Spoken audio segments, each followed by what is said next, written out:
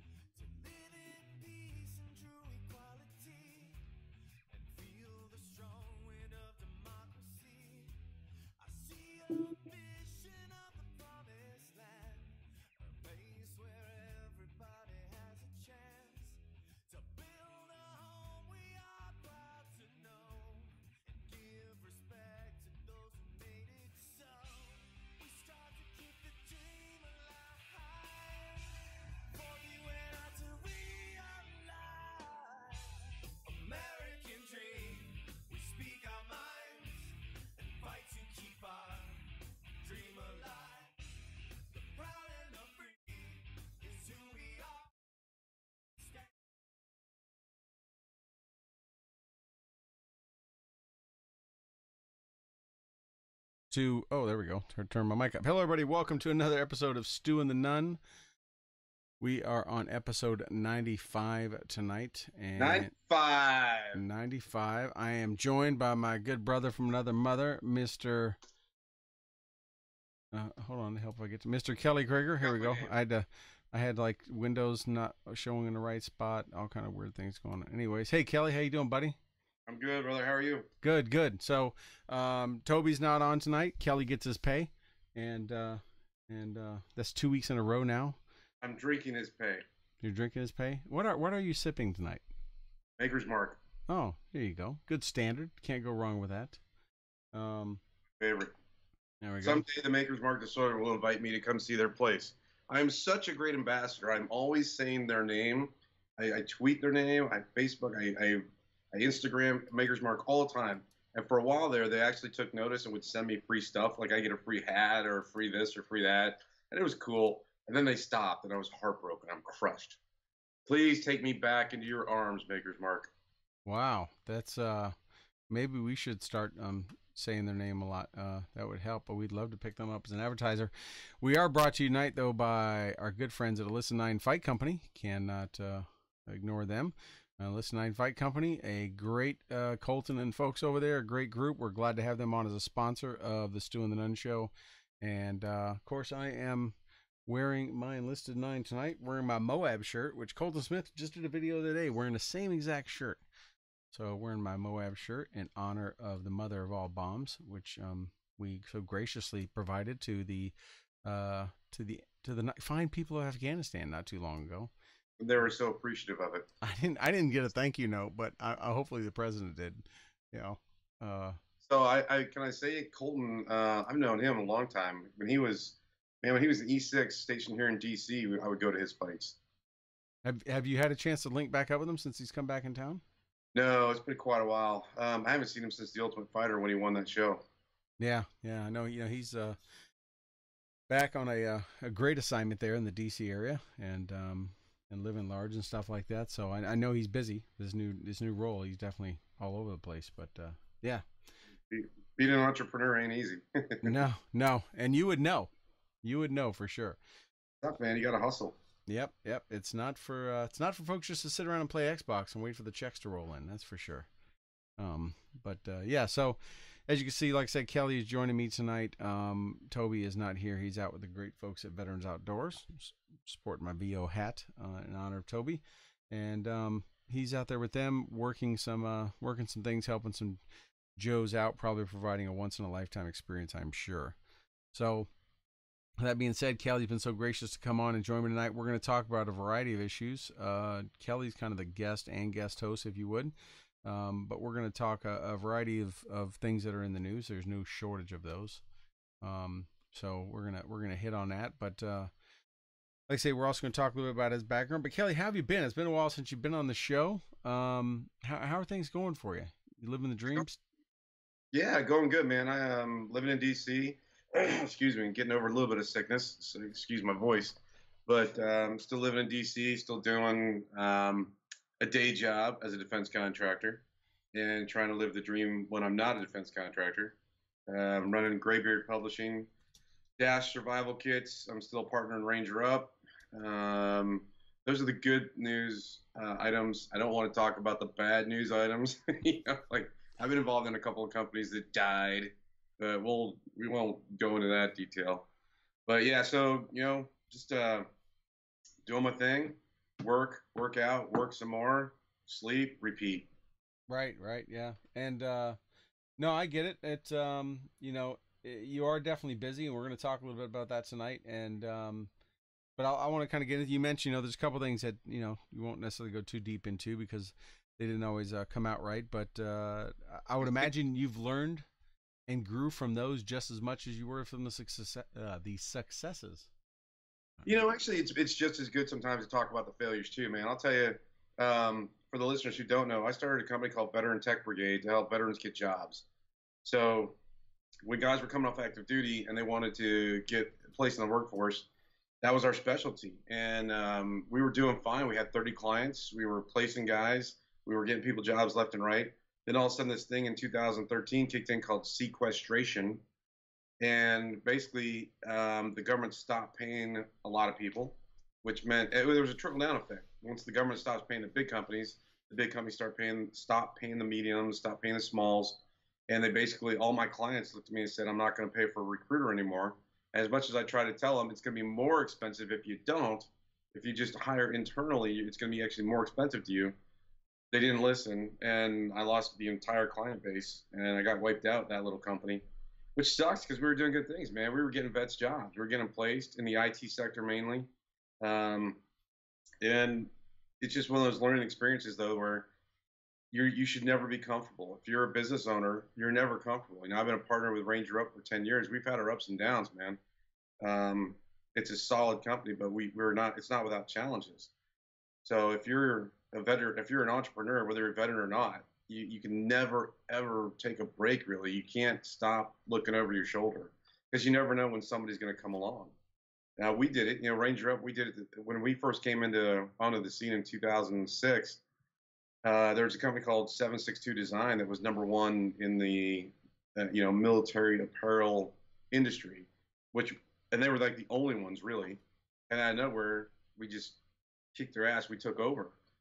So, and it doesn't mean that it can't happen to you. There are other companies out there who are trying to move in on Ranger Up's territory, and you got to find more creative ways to fight them off and hold on to what you got, hold on to your market. Yeah, there's it goes back to when we were kids in that game called King of the Hill. Right? It applies throughout all of life. You're at the top just means everybody else wants your spot. But no, I mean, I remember Veteran Tech Brigade. You and I had a lot of conversations over that, and it was an awesome idea. But like you said, sometimes things just don't work, but at the same time, you learn, right? You just like we learn we touch the hot stove, don't touch the hot stove again, right? And Yeah. the positive. I talked about this a couple weeks ago. The positive and the negative things in our life. And that's include from leaders we see to experiences to relationships. They shape us and narrow us on a tighter and tighter path, right? Mm-hmm. Not go too far to the left or too far to the right because we've been there already. So yeah, it's yeah, you've definitely been you've got a lot of things going on. You've had a lot of things going on. I think you're a great example. For those that haven't seen it, make sure they go to our page and check out our website. Check out the link to the story about the Stars and Stripes just did on you. I think as a testament to they've recognized it, some of the same stuff that I've seen, in that you gave 24 years of your life to serving our country and wearing the flag and being willing and going to wherever your country asked you to go. But then you came out and you didn't sit on a rocking chair. You didn't sit back and say, "Where's mine?" and put your hand out. You continue. Sometimes you've fallen off the horse. Sometimes you rode a nice long ride, and time to get on another one. And I think it's a great testament to the intestinal fortitude that I think that you represent, that many of our military have, and that's instilled in. I believe, I'm sure a lot of it had to do with your upbringing, but also the military instills in us of, we don't reach an objective, we don't make it, we find a way around, right? We flank, we do this. Yeah, absolutely. And yeah, I think that's I'll tell you. So real quick, I got to tell you, you got to give your homeboy props there. Graybeard Publishing is a small publishing company that I run for veterans. We try and publish veteran stories. It was Toby's idea. Toby called me and said, "Hey, I think we should. We're authors. We're veterans. Let's start a publishing company for veterans." And we did, and it's successful now. And our latest book, The Army Major Survival Guide, is now on AFES. And it's kind of like you said, you can't sit still. I mean, I was a Ritalin kid, and truly, I am a Ritalin kid. I was on Ritalin for years when I was in fourth, fifth, sixth grade, and my dad finally said he took me off because I was all sluggish. And so I'm one of those kids that just can't sit still. And what's great though is meeting other veterans that are the same way. Like, you really need to have Scott Davidson on the show sometime. Scott lives here in D.C. He's a retired Army captain.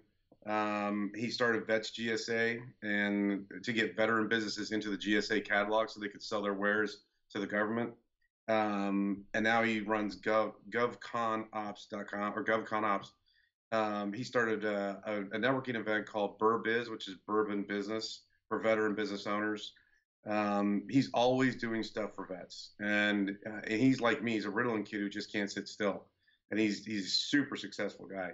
It's great running into guys like that. It's great running into a Nick Palmachano, a Tim Kennedy, yourself, who's always out there, just like you said, not sitting on the couch holding your hand out. You can't sit still. You just want to do more.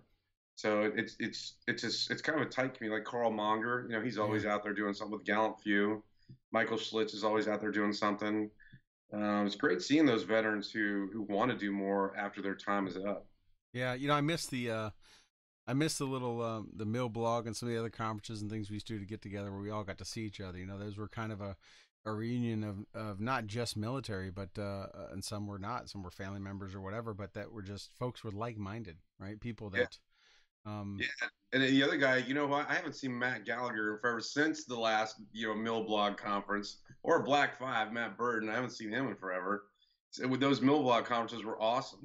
Yeah, they were more about catching up with each other than anything else. We've done a couple of them, a few just people just getting together and saying, let's just get together. And of course, we try to look each other up. I was in Chicago a couple years ago and linked up with Wendy and Matt and had dinner with them. And with my travels, I try to find people anytime I can get there. But yeah, I haven't seen Matt Gallagher in a long time, and Alex Horton, and a number of other folks. But yeah, those were good times. But again, it's not necessarily because we're all military or whatever. Not all are, but just it's people that kind of think and have that same drive and mindset.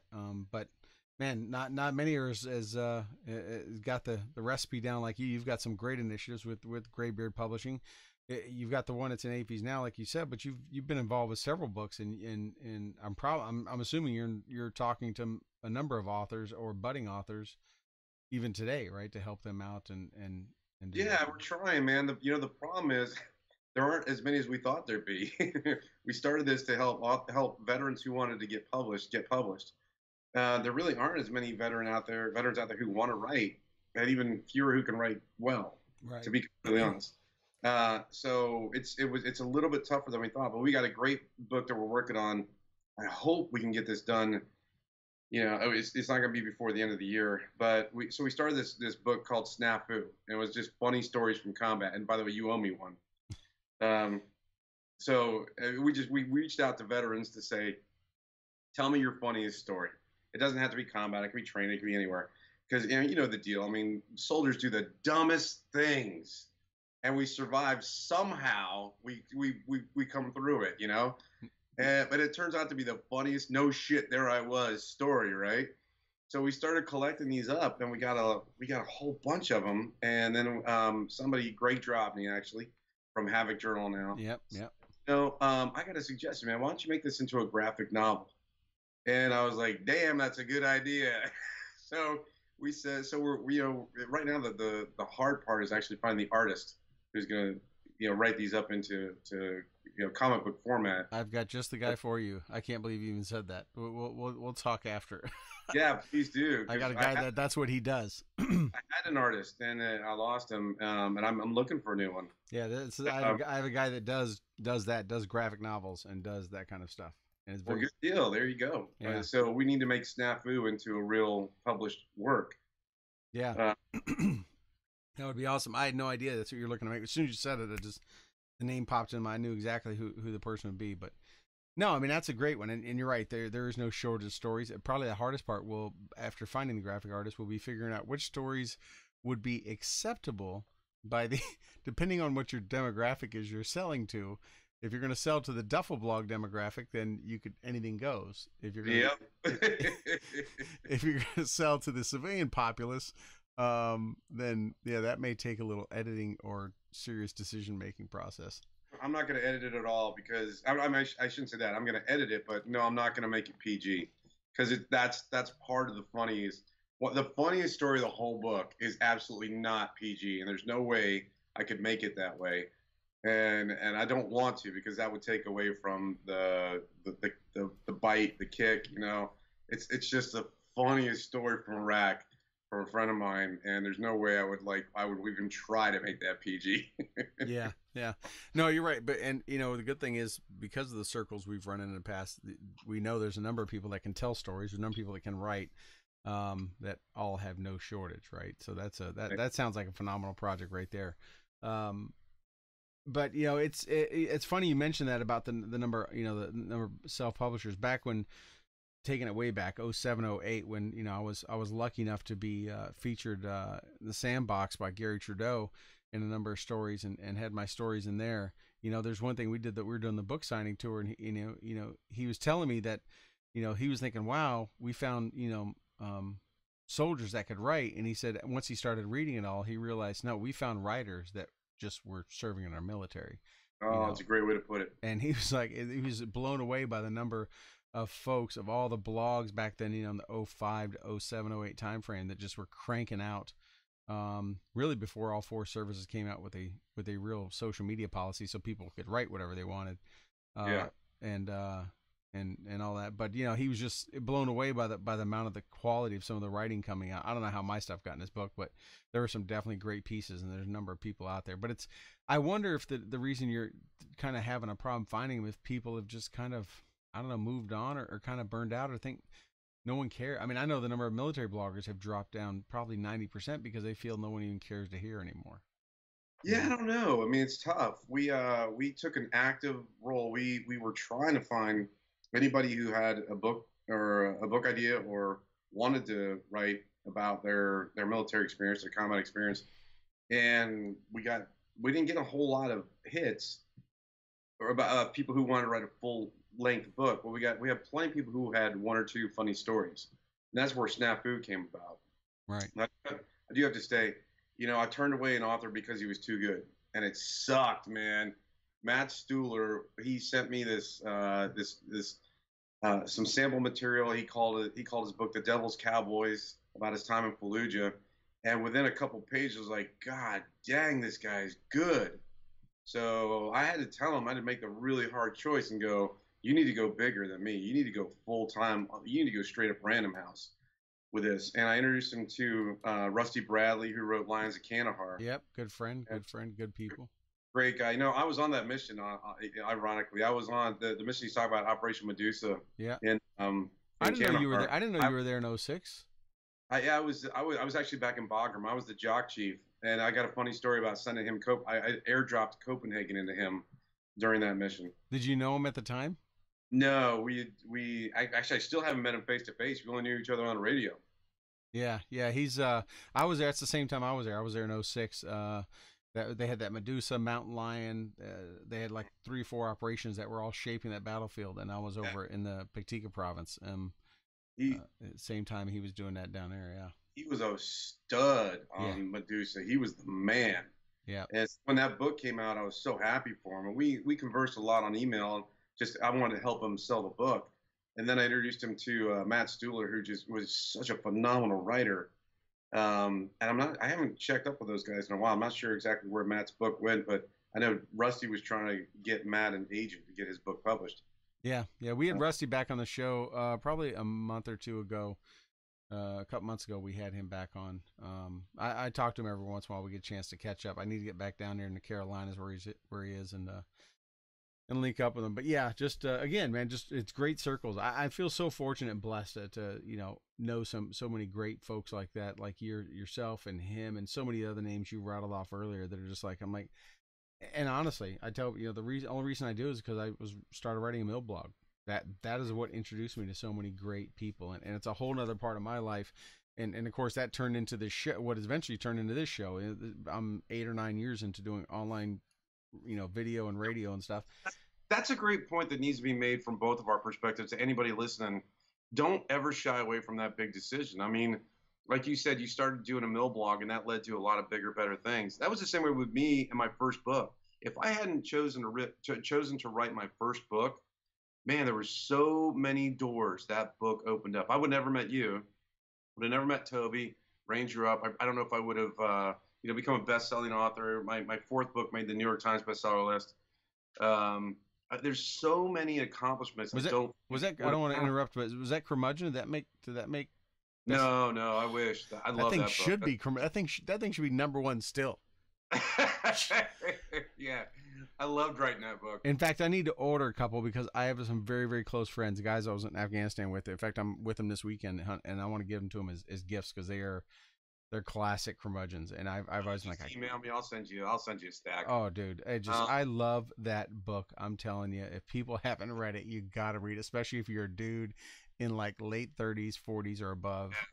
I loved writing that book. It's pure comedy. It's pure dark humor. That was fun as hell. That book, it didn't take me long to write it at all. I think I did it in like 8 months. It just rolled right off, didn't it? It was just like you didn't have to think about with the content, I bet. No, it was all right there at the surface. Just a lot of self-reflection, probably. Anyways, I didn't mean the.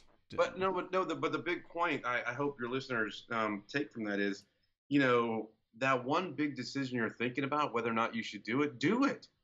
Because it can open so many doors for you. Like the decision to write a book was scary. I was like, man, I don't know if I'm good enough to write a book. But then I did it, and good Lord, I mean, so many opportunities opened up for me when I did. I can trace so many great things in my life back to that one decision, And you might be the same way with deciding to be a mill blogger. Once you take that leap and you do something, it's amazing how rewarding it can be. Yeah, it is. It's not going to be without a little hard work, but anyone, that has ever accomplished anything in life or earned anything, it's for the most part, for 99% of us, it was all hard work, no one ever fell in anything. So so I want to talk a little bit before we get on some topics and current events. I want to talk a little bit about your latest project and your latest effort. You've got some awesome stuff, not anything to do with books, not anything to do with IT, but man, you've taken another direction and you've gotten back up on a new horse. Can you give our listeners and viewers a little bit about that as you sip on that fine Maker's Mark? You may need to refill. So I've been a bug out bag guy for years. I've always had a bug out bag ready to go by the door. I went through SEER school, Special Forces SEER school, long time ago, and I've always had a bag ready to go. And I've always been very disappointed in all these survival pack companies who make a 72-hour emergency survival bag, which is really full of crap. I mean, they're just generic items, some water packets, a couple of meals, some batteries, a flashlight. They don't take into consideration your situation. Who are you and where you're going? Are you in a cold climate, a warm climate? Are you capable of carrying a lot of stuff or little stuff? Do you have family members? There's so many variables when it comes to building a survival pack and a bug out bag. So I decided to start my own company making customized survival packs. And I find out who you are, where you're going, what route you're taking, what kind of climate you're in, what kind of medical restrictions you have, what kind of dietary restrictions you have. Are you a gun owner, or do you have an aversion to weapons? I mean, these are all questions that have to be asked before you can make a survival pack that's actually relevant to you. So we call it DASH, which stands for Disaster, Accident, Survival, and Havoc. Excuse me, not hammock. That could be the weekend version. That could be the weekend version. So it's a DASH kit. We can't call it DASH bag because somebody else has already trademarked that. But so it's a DASH survival kit, and it's customized. We have small ones ranging from the mini, which I just happen to have right here, the mini survival kit, which is just something you throw in your car. What you might notice about this for you video viewers is it doesn't look like a survival kit. You know, It not only looks is it it looks customized to you. it looks like something Joy Behart would carry, Exactly, or right? Tim Kennedy. I have seen Tim Kennedy carry something like that a few times. I'm pretty sure. Tim's a fashionable man. He is So, comfortable. He is comfortable with his accessories. but the point of it is, you know, that's the other thing that nobody's doing right now is nobody's making non-tactical looking bags. Every survival pack out there comes like this. You know, they come in a really tactical looking cool bag. Yeah. You know, and It which is it it fine. screams. It screams. I am military. Want to be military. Was military. Exactly. And Yeah. if you're in a crowd of refugees leaving a big city wearing that bag, what have you just done? You've made yourself a target. You know, everybody who's scared and doesn't have any kind of survival skills at all is gonna be like, I'm following that guy. And Right. when he's not looking, I'm gonna take his shit. You know? So we started packing bags like this. Or if an active shooter comes about, they're going to see you as a threat and take out that guy first. Exactly. Yeah. Oh, So that's a we nice went looking bag. That's a nice looking bag. It's a little more low looks. profile. It says I could be a hipster or I could be tactical. It really says either one. Had good stuff in it, like a trauma pack. Hmm? Uh, A little quick clot. yeah, I love this thing. This is a flashlight stun gun. If it was charged, I'd totally zap it right now. Oh, But I mean, the whole point of this is it doesn't look like a survival bag, but it is. It's got a whole bunch of survival stuff in it, customized to your situation. This is called the Escape from LA bag. I built this for a friend of mine who lives in Anaheim that wants to get the Big Bear. I think he And, might need that right now with those fires out there. Oh my oh, lord. I'm telling you, yeah, I actually have friends who lost homes. But you know, the whole point is, you know, the bags need to be customized to your situation. They don't always need to look camouflaged. I mean, sometimes that's cool. If you're a single female out in the woods, maybe you do want a badass looking bag so people don't look at you as a soft target. But for the most part, if you're in a crowd, you want to keep a low profile and have a bag that doesn't look like a big tactical, hey, I'm a badass bag. So those are the things that we're doing differently. And we're trying to change the survival pre-packed survival kit market a little bit because nobody's doing those things. Nobody's talking to you about your situation. Nobody's doing a low profile bag, and nobody's doing funny marketing. Be on the lookout for that. We got some videos Funny coming out marketing. Well, because everybody in the survival industry is all about scaring you into buying their product. You know, right, people agree. I mean, like there are some companies who are like, if you're not a prepper, you will be. right. You know, they try and scare you into buying their stuff. Yeah, it's You know, the apocalypse doesn't have to be miserable. With a little bit of planning, the apocalypse can be just fine. that's true. The suck meter does not have to peg out just because the world is melting around you. Exactly. I know where I'm going. I know how I'm going to get there. I got my bag ready to go. I'm going to be fine. There you go. Well, that's I mean, it's interesting perspective you have on it because you're right. So many of the bags out there got Molly on them. They got this and probably some flavor of digital camouflage of the day or something. But you know, it's funny because you know I fly quite a bit. I travel quite a bit, and you know, I spot folks. I see the young, you know, probably former lance corporal or sergeant or staff sergeant or whatever, you know, that is now a civilian or flying in civilian clothes, and they've got the bag that you know still has maybe name tapes on it. You can tell Hmm. they're out. You know, they might as well just be wearing the old, you know, see the guy walking around, you know, downtown in the field jacket kind of thing. And they just stand out, and you go, okay, former military. But I have a lot of friends of mine. I'm sure you do too. I have a lot of friends of mine that have, from back when I was a defense contractor, that are you know former Delta guys and former really you know tier one folks at different levels and or in different services.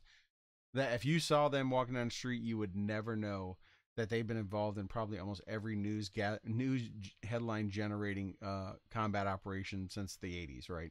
You would never know they were the ones that did this or did that.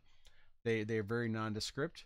There's no bravado to them, and when they travel, it's the same way. I've traveled with them. They're just the most casual, laid back. They would never be eyed upon as a target by maybe a hijacker or something like that, but they'd probably be the first one that could take that dude out in a second. They don't Yeah, wear all that, you know. and that's the beauty of it. So you can't. I get frustrated sometimes with these high profile guys. I'm just gonna go ahead and say it. SEALs. Every SEAL writes a book. Every SEAL has a movie. Every SEAL has a TV series going on. It's like, come on, guys. You're supposed to be quiet professionals, right? Or you're supposed to at least be not so flamboyant professionals. I think they poked fun at that at Range 15 too, if I remember right. Oh yeah, absolutely. Marcus didn't have a choice. He had to be the butt of that joke.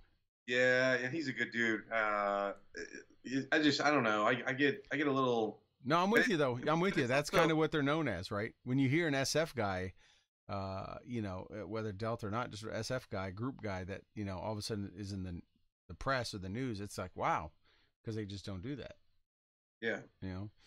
But it could be your everyday troop too. It's the whole Right. thank me for my service kind of guy. Right. Right. That you get a little perturbed with. Okay, it's nice if somebody wants to say thank you for your service. Don't wallow in it. Don't make people give it to you. Right. You joined to do a job. Your job was hazardous, and God, we love you for it. But you don't have to sit there and stand on a stage and say I'm a veteran. Thank me. Right. Right. Keep it a little humble. And like I say, that's what I like about that bag. It's a really good, innovative idea. It lets people go say nondescript, or even just look like it's a benign bag without knowing that they could respond to something. Now, you said you're going to custom make though. They're going to be custom made for people like based on if they're in a hot weather, cold weather, or what they think the risk may be, or is that kind of? Yeah, absolutely. So I'll give you a couple examples. We made one for a single female living in New York City who wants to get to the Catskills. We sat down, looked at her route, and I told her, stay off the main arteries, stay with the car as long as possible. When you finally do have to dismount, follow the Hudson River north, and then cross the river to a certain couple points, your primary and your alternate point bridges. Get across the river and walk to where you need to go. Same for another friend who lives here in DC who needs to get to New York. We sit there and we plan the route out, and I try to pack the bag for a hot or a cold environment. Like if you're in New York, you could find yourself in a lot of snow. You could find yourself in a cold environment. Now this bag, to be honest, so this one I actually packed for a friend of mine who lives in El Paso and needs to get to Albuquerque. And yeah, it's tactical looking, but for a reason, because there's nothing out there. I mean, if you're walking from El Paso to Albuquerque up the Rio Grande River, there's no trees, so I'm not gonna put a hammock in there. There's a good example. And there's plenty of water sources actually, so she needs more water purification than actually carrying water packets. She didn't want to stop and cook food, so I didn't have to put a canteen cup, a stove, tablets, an eating tool, all that stuff in there. She just wanted to eat a bunch of energy bars on the whole way. So I put a lot of those in there, which have a ton of calories, and they're actually not that bad. They don't taste terrible. When you're hungry, they taste awesome. Now, what's strange, man, is these emergency rations that are coming out nowadays actually don't taste that bad. Yeah. No, I'm with you. Now, so it's not. In other words, you're not packing the entire packing list that the sergeant major says you have to pack. You're tailoring it for your mission load. Right. I mean, think about the chick in El Paso who needs, or in the desert who wants to go from El Paso to Albuquerque. I don't need to put a lot of fire making stuff in there because what's she going to burn? Right. A cactus? Yeah. So I'm not worried. There are certain things you're not worried about, And it's like the guy who wants to get from Anaheim to Big Bear. That's a completely different story. Right. You're trying to get out of the greater Los Angeles metropolitan area up into the mountains. That's a low profile bag. That's a don't look at me bag. So somebody's going to see it and steal it if it looks tactical. But once he gets into the woods, there's a certain reservoir he wanted to get off the roads and get into the woods. It can't be bright orange. It can't be, a Hello Kitty backpack. Right. That would probably keep people from wanting to steal it. But yeah, it's so what gave you this idea? Was it people like just contacting you, knowing your military, your background, your experience, saying, hey, can you help me design this? I mean, did it come from that, or where did it come from? And then kind of what are the next steps? When can people expect to start seeing some things out there? How can they find it and that kind of stuff? Yeah, I got give a little credit to Carlos Vega. Carlos was the first person to say to me, can you help me pack a bag? He's just an Army friend of mine. And that's when I got the idea that, hey, maybe I should do this as a business. So I contacted, one of my best friends, Dave Dunphy, and we were talking about it one night over beers, and it sounded brilliant, of course, over beers. So we decided to go ahead and launch our own company doing it. And right now it's word of mouth. We're going to launch survival.com soon, hopefully in the next 3 to 4 weeks. We're still building everything up.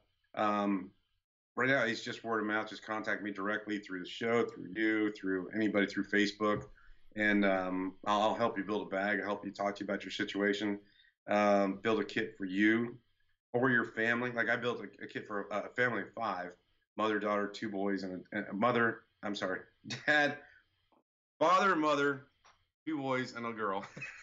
There you go. Yeah. Well, for people watching, they can see right below your Twitter handle at Kelly Krieger, so people can definitely contact you through that. And Yep. no, that's a phenomenal thing, and I know you'll let us know once the site is up and all that stuff's going. I'm sure that that the word of mouth is going to spread faster, and you'll be dealing with you'll be working it, especially in light of what we see even happening. I mean, it's not that you want to take advantage of other people's unfortunate events, but I mean, if anything, it wakes people up and realize. I mean, who would have guessed that prior to this year, we would have seen so many uh, destructive, terrifying hurricane. I mean, Katrina was like the one in most recent memory that was so bad, and it really was. It wasn't so much Katrina; it was what happened after the fact. But now with all the ones we've had in Houston, in Florida, in Puerto Rico, I mean, it just is nonstop. And the Houston one went to Louisiana. I mean, it just, and now we just had Nate come through, hit Louisiana. I mean, four major hurricanes. Even Nate is a Category 1 when you figure how much the area's already been tore up. But the ones before that, Well, and in California, I mean, and then the now forest California, through Northern California. So you got the I fires. know, You got I know Mexico. Look at people the there who had to get 8.1 fast. earthquake. I'm sorry. Go ahead. I know people in Northern California who literally had to just grab a bag and run out of their house. Yeah. Those forest fires spread so quickly this week.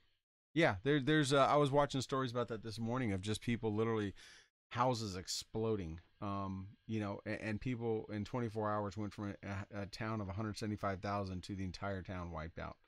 Yeah, And a fire just rolling across pavement and hardball road and stuff. It is amazing. But yeah, the earthquake, the 8.1 earthquake in Mexico, and a number since then. But those things, and then man-made things like, of course, the shooting in Las Vegas, that kind of stuff that just, I would yeah, imagine it's not prepper. It's not prepper. I think in my opinion, in that we've seen that's been highlighted in reality shows.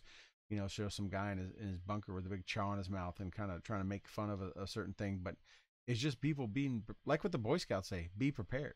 right. Can we talk about that for a second? I know Yeah. you already talked about Vegas last week. No, we'll talk. That news is still coming every day. So yeah, absolutely. Here's what kind of gets under my skin is every time there's something like this, there's the government conspiracy theorists who come out of the woodwork and say things like there was actually 10 shooters, they were all government placed. There's no way it could have been just one guy. If you look at the video, look at the photos from his hotel room, there's no brass on the floor. Well, duh, he had the muzzle sticking out past the window. The casings were ejecting out the window. I mean, this is not rocket surgery.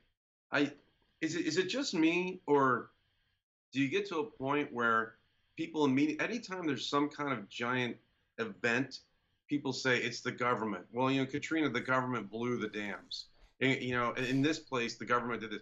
At 9/11, the government blew the World Trade Center towers. If you believe in a government conspiracy, you've never worked in government. Dude, brother, You I know, have said that so many times. I mean, look at it since January 20th and before. Is it not obvious that not everyone that works for the government follows whatever the current administration is? And is it not obvious that if you get more than 3 or 4 government people together, they cannot keep a secret? Absolutely. exactly. Cannot keep a secret. There's no way anybody would keep a secret. When we do have people that's supposed to keep secrets, like Snowden and Winter and many others, that are sworn to secrecy that go through the full lifestyle poly background check, they still can't keep a secret. Nope. Yeah, I tell people that all the time, and it's really has come about since the 9/11 conspiracies and all that kind of stuff. It's almost like people make a game out of it, or they enjoy getting everything stirred up. I think it's part of it, but I saw the same thing. I saw the same. People. The best was the reflect. People were saying, "I see muzzle flashes other windows." Well, yeah, the whole building's mirror, and so are the 4 buildings around it. And there's lights. Have you ever not been to Vegas? You can't throw a rock and not hit a light. It's easily explainable. I Yeah. can see muzzle flashes on another building. You're absolutely right. They're all because they're all made of mirrored glass. Yeah. I mean, it's crazy how people come up with these things. Sometimes I just wonder.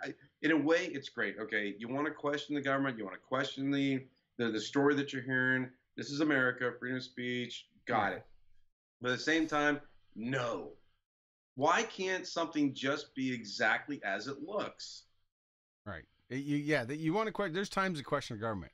There's time. There's a reason why we have the Bill of Rights. Or the the Constitution that we do for that reason. And there's reasons to question the government when they obviously are trying to mislead something. But every time same thing. I don't remember what it was, but there was like the Newtown, Connecticut shooting, right? There was like a lady in some news picture, and they claimed she was like a plant, and someone brought up like 4 other mass shootings, like Orlando and San Bernardino. Like they've tried to say this same lady's in each one. She's like a government actor, trying to stir up. And it's a government and during the Obama years, it was a government conspiracy. Here's the best part: it was a government conspiracy to legitimize or come up with taking everyone's guns away, right? That the government was sponsoring all these mass shootings as a way to do it.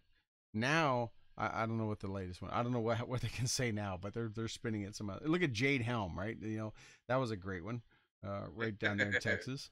And another road that went nowhere. But why would you want to think for a second that your government is doing something like that? Right. Why would you stay here if they were? If you really believe all those conspiracies, if you really think that your government is out to harm you, and they're killing innocent people to incite some sort of action, why would you stay here? Right. And again, more than 3 government people together can't keep a secret. I mean, I've said the same thing. If you believe that, you have never worked around the government, because and the checks and balances there are to pay to send money out. Right. I mean, one government agency can't pay another government agency without 60 pages of documents. Right, and a year and a half long acquisition or contract cycle, right? Yeah, it's crazy. But yeah, but on to that. I mean, it was it's amazing. Information is still coming out about that. Shooting. There's a lot. I mean, I think what's fueling a lot of that is the police are keeping very close. I mean, the sheriff seems like he is trying to feed the beast a little bit. The reporters are constantly hounding him for something, but the reason they are is because everyone's going, what's the I mean, no one can figure this guy doesn't fit a profile for anything, right? Most dangerous guy there is. Right. And we were talking about this the other day, was that like a suicide bomber, there's no amount of technology or anything else that can prevent a man's free will. If someone wants to kill themselves and they want to take you with them, there's not much you can do about it. If most of the time they catch these people, it's because they're bragging about it or other people involved. This guy was disciplined. I mean, if what his girlfriend says is true, and his brother and all that stuff, I mean, this guy has been on this mission for a while, and he did not need to brag about it. I mean, he was focused, and it seems so far not to fit. Not even registered to vote in a certain party, no online presence. I mean, and what were we just talking about earlier? Low profile. Yeah. I mean, that's what's driving. Everyone's desperate for something. So what do? Right? Toby and I were talking about this a few weeks ago. The era of reporting accurate news left a long time ago when it became more important to be the first to report it. Right? Which is why we have so much fake news. Right? This the editors and the publishers get to pick what fake news they want to publish first. So we're instant gratification culture now. We've been that way for years. Everyone wants the answer. They want to know why. They want to know now, all that stuff. It's not like back when Kennedy got shot in '63. Everyone just waited for the Warren Commission. They waited oh, man, if that happened nowadays. Yeah. Yeah. But that brings up a really interesting question. I was just thinking about this. Does that make now this era less safe or more safe?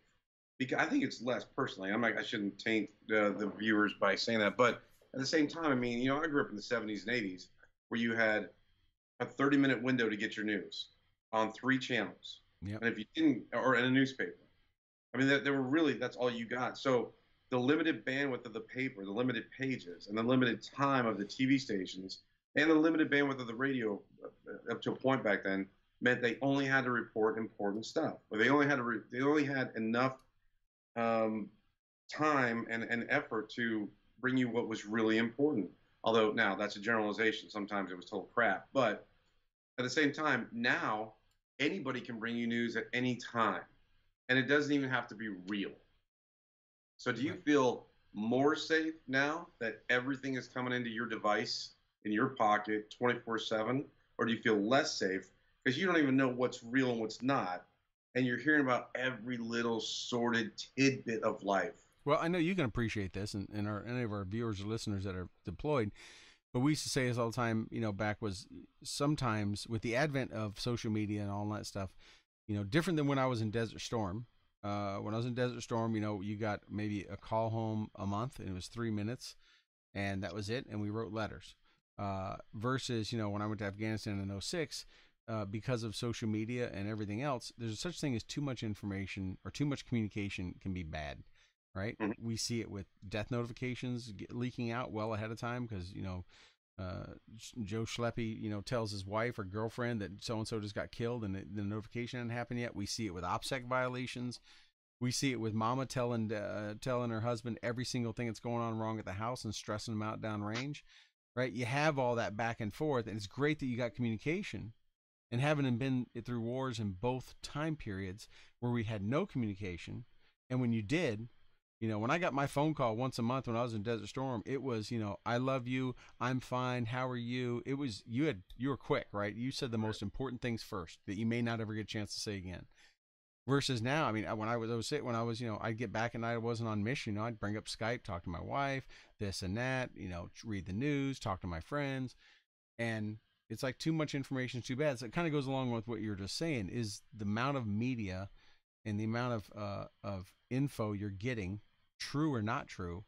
I I think it's a fine line. It's a double-edged sword. Yes, it's probably making you more safe because you're more aware, but at the same time, because the amount of stuff that isn't true or it's raising your anxiety, it could be making you less safe, right? Because you're panicked, you're getting itchy or whatever.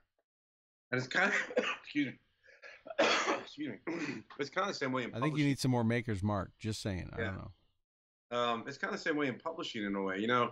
Now that you have Kindle and you can upload and create space and Lulu and all these other outlets, you could write a book. I mean, you could literally write the word crap 1,000 times, load it up onto Kindle, and call it the crap book, and you're now an author. There are millions and millions of books on Amazon, and it's so hard to find something that could be good, something that could be life changing for you. It's so hard to find anything that might be meaningful because there are so many choices. And what sucks about that is there are going to be some great authors that no one will ever hear of, right? Because they just can't get their books seen. And there are going to be terrible authors who everybody knows about because they know how to sell their book. Or, one of the big publishing houses says, I can sell this. It's not good, but I can sell it. And I mean, look at 50 Shades of Grey. I mean, come on. That was not deep writing. It was not anything mind-blowing, meaningful, life-changing. It was just soft-core porn that publishing houses knew they could sell. And so it's kind of the same way. You just, in today's day and age, you just get flooded with information. You can't tell what's real or what's not. Well, what's good, what you should listen to, what you shouldn't listen to. I think part of the danger, if anything, or the bad part is is maybe not so much of the amount of information that's coming in. Just kind of thinking this off the top of my head, but where it's coming from. And what I mean by that is it seems to be, and maybe I think this because I was more ignorant back then, but when mainstream media gave you stories, reporters seemed to be more objective, and they reported a story based on it just being news. Versus now, people can't draw the line between an opinion-based show on a 24-hour news channel and an actual news broadcast, because they definitely blend in sometimes in the same show. And now it's no longer reporting news that's factual. It's no longer investigative reporters that are digging in through all the facts before they ever put anything in print or go on camera. It's the first one to get it out there. So right. The American public has been taught and trained that, well, if it comes from the big news sources, it's more than 3 now, right? It's a ton of them, but half a dozen or so. Then it's got to be true. And I'm not so I'm kind of thinking it's not so much that the amount of info coming in is could be dangerous, but the info that does come from the ones that are reputable, it no longer goes through the due diligence or the verification that says that it's a true news story, right? We just believe what we hear. Well, and look at the Tom Petty thing. I mean, Tom Petty was reported as dead by TMZ. He was actually alive for 24 hours. Right. They reported that Tom Petty had died. He actually didn't die until the next day. Yeah. They had to be first. They wanted to be first so badly. And usually they are, right? They reported Prince. They reported usually they are. Usually that's why I think everyone looks to them, because they've been the first ones in the know so many times. mainstream outlets, if you were, recall that, both, regular cable and all that stuff, they were all reporting it based on what TMZ said. Yeah. Both web outlets like Drudge and other news sites, or TV. But yeah, that's a good point. Is they just, it's all about being first, and people think when I hear it there, that's it. And then it's like this whole thing. Remember, a while back, the whole alt right, right? That was a whole thing. 10 months ago, 9-10 months ago, was a whole alt right. Me and Toby talked about it a few times. I had a hard time figuring out what was alt right. Any online news site that just wasn't the left? Like, was it anything that wasn't in what lockstep with NBC, CNN, and many of the mainstream media outlets that seem to lean to the left just a little bit? Because that's what it seemed to be. It's like everyone's like, I can't believe you read Breitbart. I can't believe you read Blaze, or whatever, right? Small World Journal or whatever. It's like, well, why not? That's alt right. Like, does it just mean because it's not left, it's right? I don't know. I don't know if you ever had any opinion on that, but that always confused me.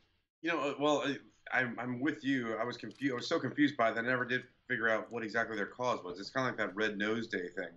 Like, remember there was Red Nose Day? Wear a red nose for something. And they didn't do a good job of getting their message out, is the point. Oh. They got a lot of attention, and Red Nose Day, still, I have not looked up exactly what it was. I don't remember that. Red nose to work for some cause that I never caught what the cause was. Well, there's no shortage of causes. Every day is the official day of something, or month of something, or whatever. That's for sure. But yeah, because in a way it should be every day. I mean, like today, I think at my work there was Cyber Awareness Week. Shouldn't every week be cyber security awareness? Yeah. Shouldn't every day when you come to a job you don't go, oh, I probably shouldn't send that secret to somebody over an unclassified net. I should probably not open that attachment from that dude in Nigeria who asked for a favor. Yes. Yeah, it's like, today is American History Month. Isn't every day American History Month? I mean, what? Sometimes I just don't get the causes. Well, I mean, and there's some, I think there's so many that it dilutes them, right? I mean, this month, October, is known as Breast Cancer Awareness Month. A great example. That should be, it shouldn't take a month and everyone wearing pink to remind women that they need to get their mammograms and do all their stuff. It is definitely a very serious illness that has affected my family personally, and affected me personally. And it's like, why does it take October to do that? That should be, but that's an important one. But then, it's like National Donut Day. It's National Taco Awareness Month. It's like, what? I don't necessarily disagree with a certain day, like National Bourbon Day. I'm all for it. But in my house, shouldn't every day be National Bourbon Day? It kind of is every day in my house, But it's also, look at our own field. Remember everyone deployed Friday, Red Friday. Right. Remember everyone deployed. Like, all right, so we're supposed to forget about them the rest of the week? Right. Yeah. It's they do kind of dilute it, right? There was, I think, a time and place when there were very significant things that they were, something for this kind of thing. But yeah, I want to kind of move on another topic. We got a little while left. I want to hit on, and that is, it kind of is a great segue. You talk about remember everyone deployed, and this actually spins in a lot of what we've been talking about, because our news media and the journalists and stuff are not overseas in places, because we don't have the amount of mill blogs we used to 10 years ago. It is drastically reduced. And there's not someone in front of you all the time reminding you that we're at war, because probably most American people don't care or are bored of it. We still have American men and women all over this globe, many of which are fighting in combat, many of which aren't. And, last week was a stark and painful reminder with that, units like, U.S. Army Special Forces, which, have always and are always deployed all over the place, because that is kind of their mission, and was their mission since their inception. Well, since Vietnam up until 9/11, was to train and work with local indigenous forces. They were doing just that last week, and 4 young sergeants and staff sergeants lost their lives in Niger, working with local military forces, training them, teaching them that kind of stuff, and they were ambushed by our enemies, the global jihadist terrorists. I'm sure, knowing them as I do, and knowing as you do, you've served with them, and I've been around them my whole life. They had, I'm sure, ammo on them. They weren't in the home country. They definitely were prepared, but probably were caught a little off guard by it. But it's just a stark reminder, man, to our people that, like you said, every day should be remembering someone's deployed, because every day there are people out there walking the line. Yeah, absolutely. I mean, and that's what I guess gets lost in the sauce when you have all the fake news and everything that we were just talking about, is that you forget that there are tens of thousands of Americans overseas doing what we hope they're doing. I mean, you'd rather fight the enemy in their backyard than ours. And that's what I kind of wish people would not lose sight of, is that we have Americans all around the world all the time guarding freedom's frontier for a reason, because we don't want another 9/11 in our backyard. And those four guys who lost their lives, I was in 3rd Special Forces Group in Afghanistan. I didn't know them, but that's the unit who was ambushed there. And I'm sure now I don't know exactly how the situation went down, but I was in the Philippines briefly with some guys from 1st SF Group who, um, sometimes the rules of engagement get foggy. Do we return fire or not? I really, really, really hope it doesn't come out that some of these guys weren't allowed to return fire. But the deal. I mean, once somebody takes a shot at you, game on. Right. Right. And there should never be a leash on the dog when it comes to that. I mean, if you start shooting Americans, you're damn right we're going to return fire. I hope that that's what happens. I hope. I would imagine they were working with local forces and teaching them stuff, because if they were out doing kinetic stuff, they would have had ISR, they would have had things up above them ready. I'm sure they were kind of caught off guard. No doubt they were aware of the threat and the situational awareness, but I'm sure they didn't expect that level of violence. And bravo to our government in the fact, and whoever else, because they kept it. They lost one guy for a day. They were not able to recover his body, and they did not come out with that. They said there were only 3, and the next day, actually, I think it was President Trump himself or his spokesman Sarah Sanders that said, no, there was a 4th one. We got his body back, so now we're telling everyone. Thank goodness we've got some level of discipline and information release, that they don't just come say things again to be the first one to say it, but they hold back until the right things are in place. It was encouraging to see that, because I was caught off guard. I was like, wait, a 4th? And I was watching. I'm like, oh, and then the next day they said, hey, they recovered his body. And I'm like, thank goodness they didn't put it, because had they put that out there, maybe other forces in the area they didn't know would have loved to capitalize on getting a hold of a dead American, and they would have rushed to that area. Maybe more powerful enemy forces would have done that so they could produce some kind of terrible video or something. So I'm just glad we are showing some restraint. Yeah, it's like, excuse me, the guy who, the Air Force captain, I can't remember his name, Scott, somebody who was shot down over Bosnia. I remember there was a little bit of a snafu with that when it was made public that he was shot down and he was on the run. Yeah. What? They made a movie about that, didn't they? You can't go putting that out publicly. Hey, an American was shot down and he's somewhere in Bosnia running for his life right now. He's dressed in OD green and could have a pistol. Yeah. I mean, you don't just go throw that stuff out there. You're right. There was restraint this time. They handled the story well. And thank God they went out and then found the 4th dude. I mean, I don't want to tie this to politics, but let me just highlight a couple facts. That happened during, I believe, the Clinton years, right? The Bosnia pilot? Yeah. Yeah. Remember when the Navy SEALs came ashore in Somalia and they came in on an underwater swim and they came on the beach and like CBS News was blinding them with the camera lights? Right there on the beach waiting for him. Waiting for him, right? Clinton years, okay. And then without a doubt, when Osama bin Laden was killed, I think before the guys that did that carried out that operation, the Navy SEALs, before they could get back and even write a book, and I'm just joking, Navy SEAL fans, before they get back and write a book, they were like still processing the body, and the president was already on TV saying, we got Osama bin Laden. Yeah. I remember when Saddam Hussein was captured, there was actually a delay, and I think he was back in custody and processed before we ever came out. I think it was upwards of 24 hours afterwards before we said that we had him. It just seems to be a trend there. Yeah, you're absolutely right. I mean, it kind of goes back to what we were talking about earlier, though, about being first instead of being right.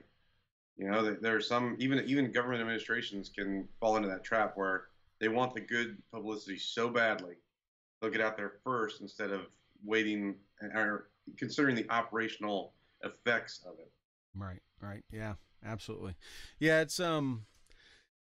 it is amazing now. You know, people are short lived. They have a short attention span. This whole country is ADD because of the amount of information that comes in, I believe. I mean, how many people have even already forgotten that, you know, most of Houston is probably still wiped out, as is Is it? lots of parts of the coast of, What? yeah, western coast of Florida. You know, of course, people know about Puerto Rico, but I mean, it is, but you know, people, it doesn't affect them. They're moved on to the next thing, and you know, we're back talking about, you know, whatever controversies or conspiracies are being made up, and of course now it is the shooter in Vegas is one. We should start our own conspiracy. We should start it about Toby.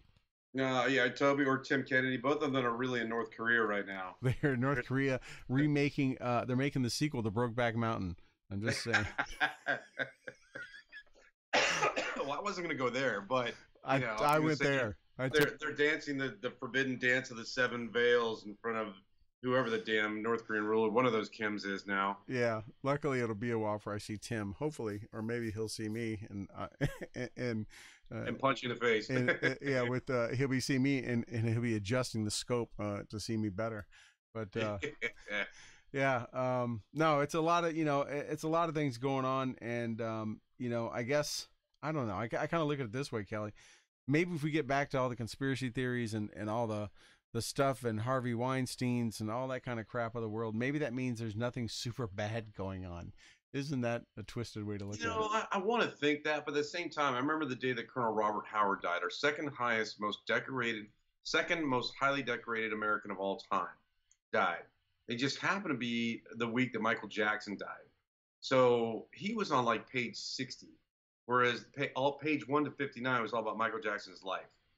I mean, the second most highly decorated American of all time lost his battle with cancer, and it was back page news. Now, I think it was NBC, Brian Williams, actually telling the truth for once. Wow. I didn't know where you're going with that one. He actually had a really nice little story about him. But everybody else was like, who?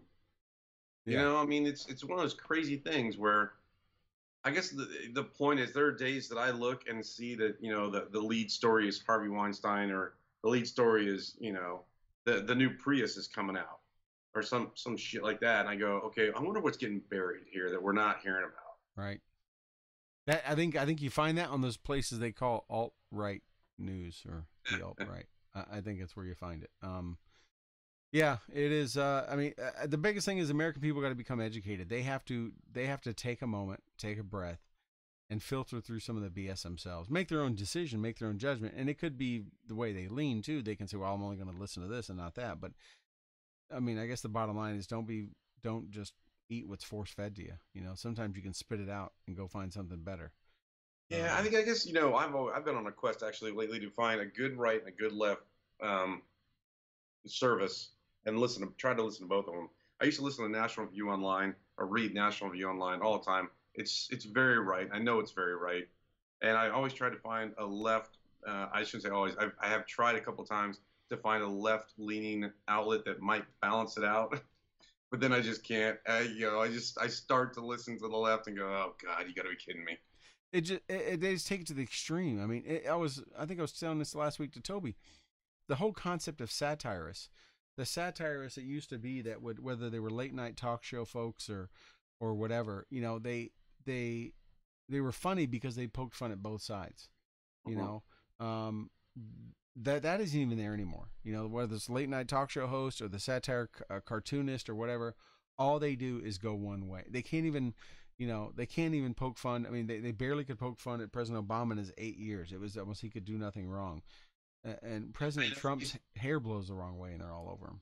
I know, man. I used to love Saturday Night Live. I thought Saturday Night Live was the best. Now, you know, Lorne Michaels is like the centerpiece in a bouquet of assholes. It's just, you know, some of the time, some of their humor just isn't even remotely funny. No. You long for those days where they just wanted to be funny. Well, it's like the whole thing with the NFL stuff, right? I just want to watch a game. I just was saying this to Toby last week. The reason why I think the American people are so upset is because they want for a little while to tune out from all the other BS, the 24-hour news cycle. They want to be entertained, whether they go to a movie or they go to a play or they go watch a sporting event or they go to a casino and just gamble. They want to be entertained and forget about everything else for a little while. They Right. don't want to go there and be reminded of all the BS. And I think that's why everyone is so upset, right? Yeah, you're absolutely right. Now, yeah, I work hard all week.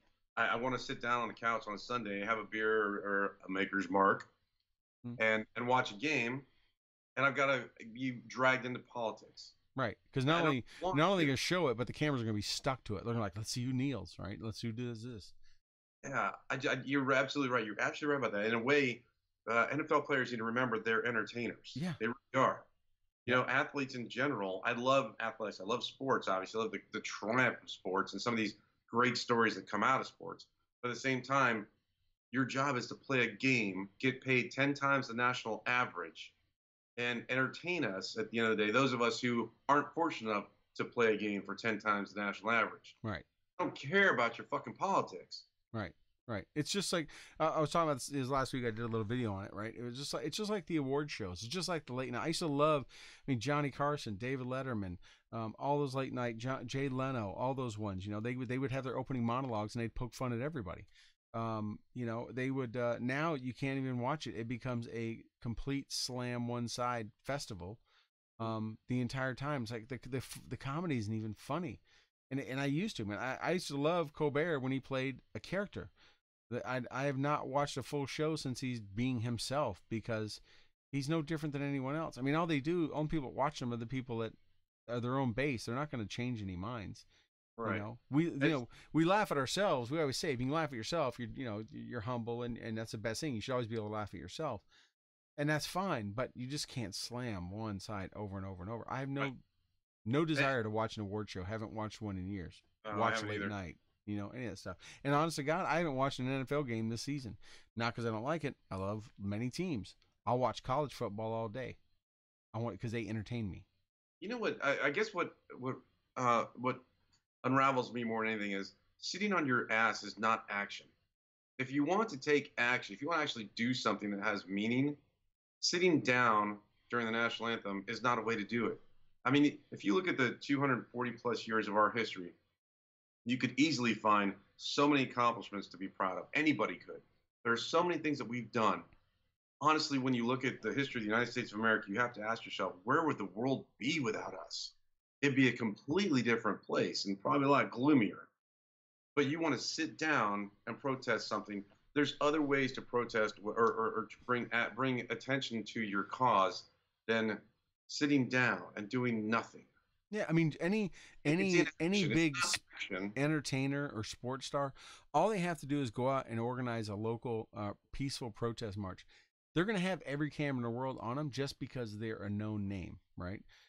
Colin Kaepernick or Jerry Jones or anybody, if they believe in a cause and want to do a protest about it, they just go and organize it, file the right permits, do it, and just by them walking in the protest or whatever the protest is, there'll be 25 million cameras on him to say, "Ooh, look, Colin Kaepernick was marching down the street, with Black Lives Matter or whatever."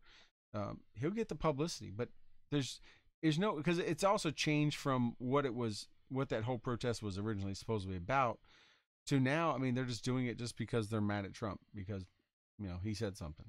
Right. Or I mean, even here's an even more radical thought. Take some of those millions you're making from the NFL, buy some equipment, come to the inner city DC, give that equipment to kids who can't afford it. Teach them how to play football with these skills that you've been learning your whole life. Teach them how to play football, and maybe they can get themselves out of their situation. Right. That's action. That's real action. That's having an impact on real lives. Well, maybe they won't turn to crime or to anything else because they're bored. Because, right, and not just inner city kids, any kids that are bored are going to get into trouble. You keep your kids active in activities and sports and this kind of stuff. They're not going to be sitting around being influenced by bad influencers and bad decisions. They're going to go out and do stuff. If people really cared, I mean, say whatever you want, but it's nothing to do with race or anything else. I don't care who's killed or whatever. If people really cared about the injustices done on one race or another, and we'll just say on the black race, as Colin Kaepernick's protest is about, then you should be marching in South Chicago right now. You should be Mhm. marching in the murder capital of the world, who lose 59 people in a month, right? Sometimes almost half that in a weekend. If you really care, it is the biggest hypocrite thing I've ever seen. Is everyone cares about everywhere else, but no one's looking at that. And there are more young black men and women dying in that city every single day than anywhere else. Mhm. You know, um, Who has the most strict gun laws? yes, yes, absolutely, and so does many other cities that have strict gun laws. But that one especially, it's like if you care, go there. What can you do to help those communities out so they don't turn to drugs and violence and all that kind of stuff instead of just ignore it and then focus on wherever the cameras can get you. But yeah, the protest has been awkwardly bastardized. It has nothing to do with what it used to be, and it looks like from the latest reports today that the NFL is changing its tune Yeah. because it always comes down to the mighty dollar. Exactly. Exactly. That's what. As soon as I heard that story, it's like they're losing money. Yeah, The NFL must be losing money for the commissioner to come out and say, "Okay, guys, enough." They yeah, they must be losing a ton of money, which is odd to think about in a way because every NFL team is a billion-dollar company. Every single one of them. I saw a list of them one day. The Cowboys were number one. I can't remember who was at the bottom, but every single NFL team is a business, and every one of them is a billion-dollar business.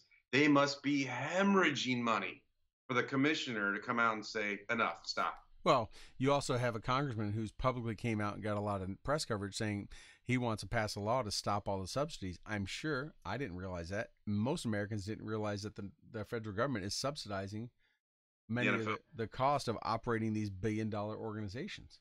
You Right. know, I had a close friend of ours who played. He's no longer with us. Who played for the Bills back in the '60s and '70s. Right. He didn't make. I mean, even comparatively to what the dollar was then to now, nowhere near what they make now. I mean, he got out when he got done playing. He went to a regular, manufacturing job and worked a line until he retired and passed away. But he was a star player on the line on the Buffalo Bills in the '60s and '70s. Never make what they make now. They should. There's no reason why the government should be subsidizing these teams. Just like there was no reason that the military DoD should have been paying teams to be patriotic. Right? It's a that, That story's sketchy to me, man. I mean, I've heard that the DoD gave money to the NFL. My personal opinion is it was recruiting funds. It was, and from what I read in the article, they all came from the National Guard, not active duty. So I believe, from what I've taken, is the funds that were given to the NFL from DoD were all National Guard dollars. They were recruiting dollars to help get the National Guard name out in right. front of potential recruits. And if people really want to get angry about the DoD giving an athletic business money, look at NASCAR. Yeah. The National Guard has paid the crap out of NASCAR for a long time, but their excuse or their reasoning is it's a recruiting attempt because they know that if you look at the demographic of the military, there was a study that came out like 10 years ago that said overwhelmingly more recruits came out of the South than anywhere else.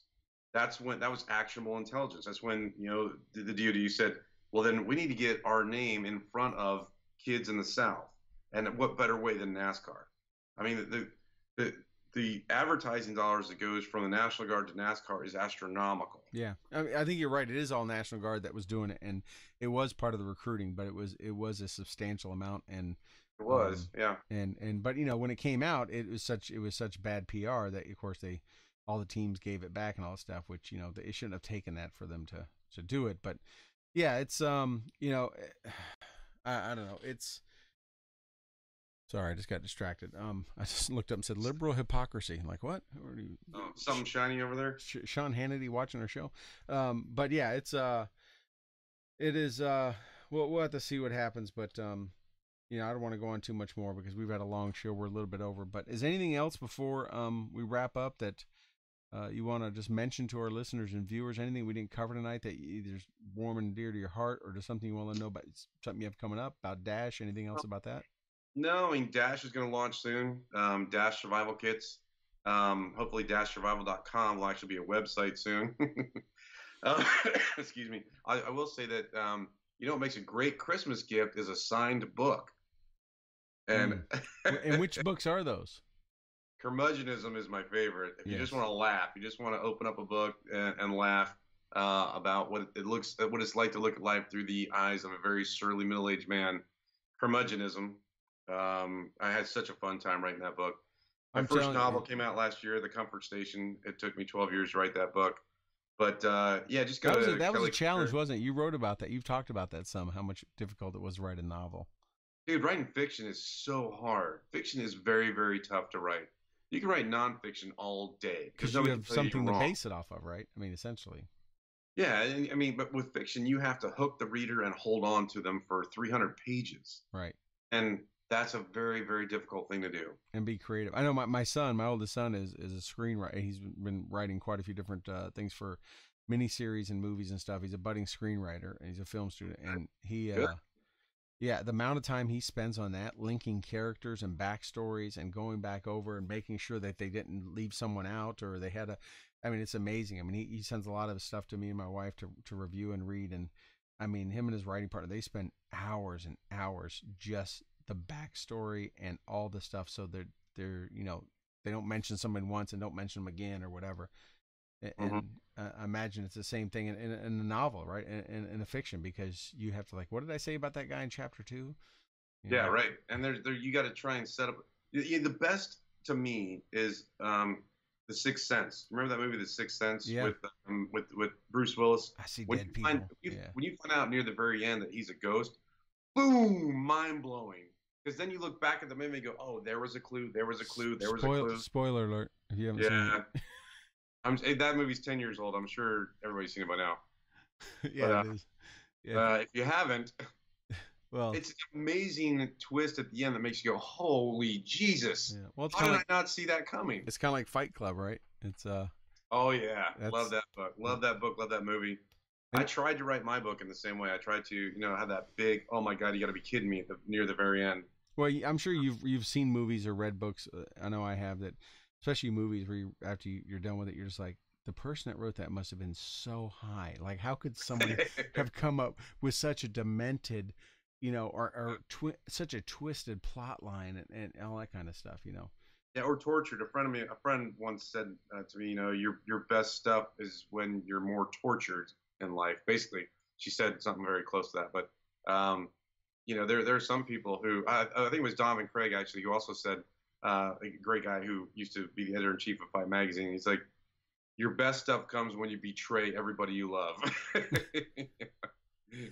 There we go. All right. Well, hey, yeah, definitely check out.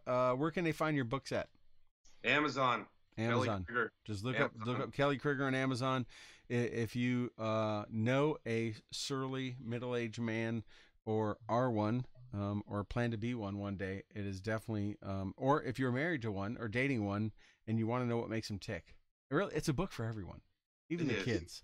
It is a very funny book, and you've got your novel and a couple others, and we keeping an eye out for Dash, of course, and we'll be looking forward to giving us some info so we can put the word out here. Once the website is up, we'll be promoting that. And all right, man. Well, Kelly, I appreciate you coming on tonight, brother. Anytime, man. This was a good time. I'll be happy to come back. It's just like me and you sitting around BS and not counting basically. the hundreds of people that are watching that I see on the stats. But no, hopefully Toby should be back next week. He's been gone for 2 weeks. I hope so, because he and I have a number of big guests we have working line up, and I've been kind of holding off on him because I didn't want him to miss out on that. But yeah, so again, thanks for helping out, Kelly. It's been an honor and a pleasure, and great catching up with you again. It's been a while, and great to hear your stories perspective. All right, everybody. Rock of the Marn. There you go, Rock of the Marn, Third ID. And for those that are tuning in, look at that. Look at all that chest. Oh man. But all right, everybody. Well, thank you so much for tuning in. Be sure and tune in to us next week when we are here on Stu and the Nunn, stewandthenunn.com. Follow us on any of our 4 outlets: Twitch, Periscope, YouTube, Facebook Live, or Spreaker. And we'll be back next Tuesday night at 8 o'clock Eastern. Until then, everybody, Kelly, everyone have a good night. Good night.